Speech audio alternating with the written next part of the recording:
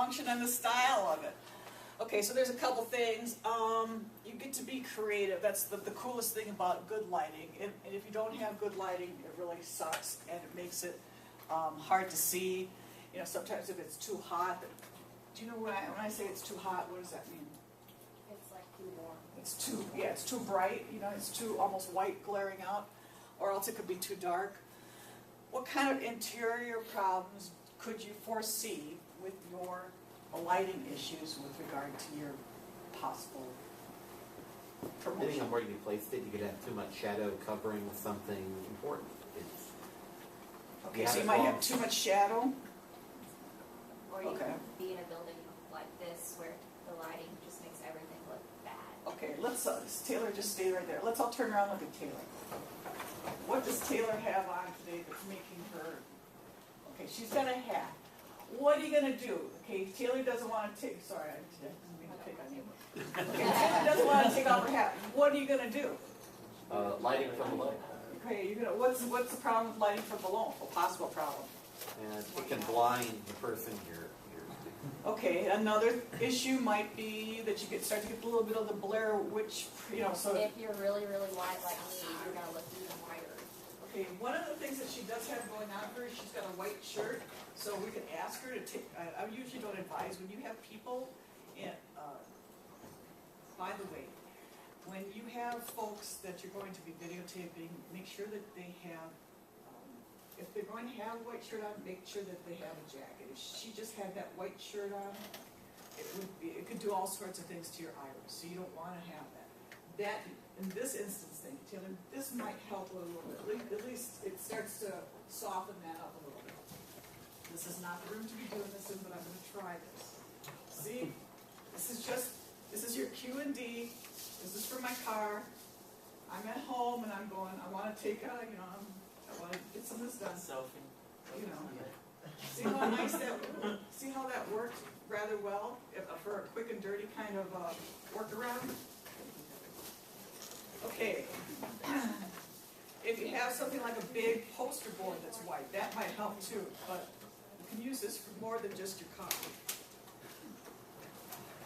This is often the problem is people come into a dark environment and they don't plan for their lighting, okay?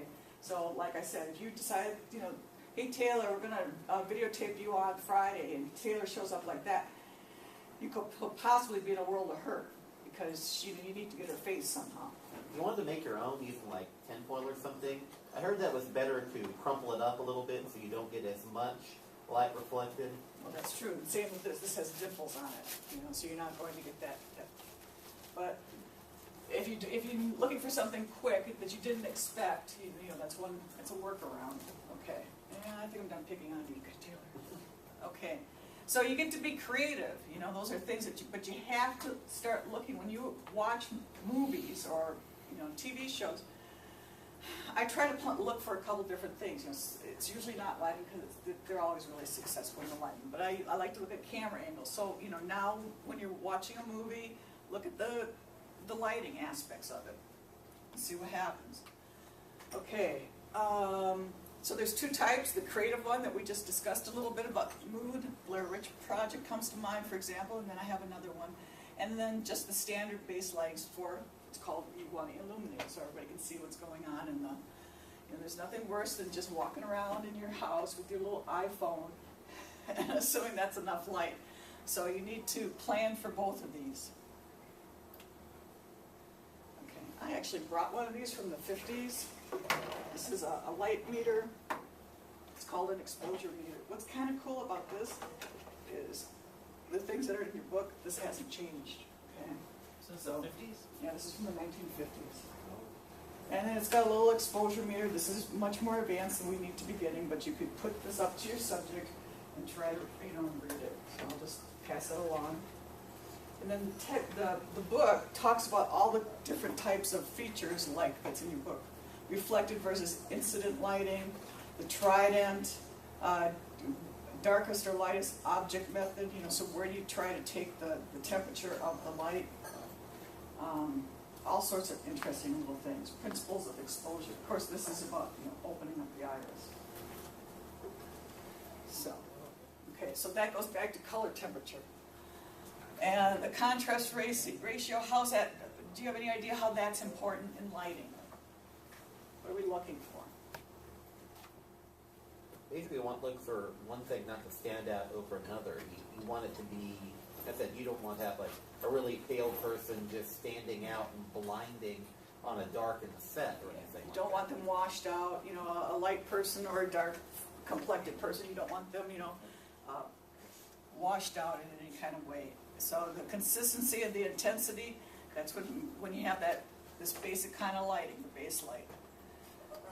Okay, contrast ratio you want to have, unless you're trying to do something creative. Color temperature, you know that, you know, yesterday at my house, my lights went out, and, because the light bulb burnt out.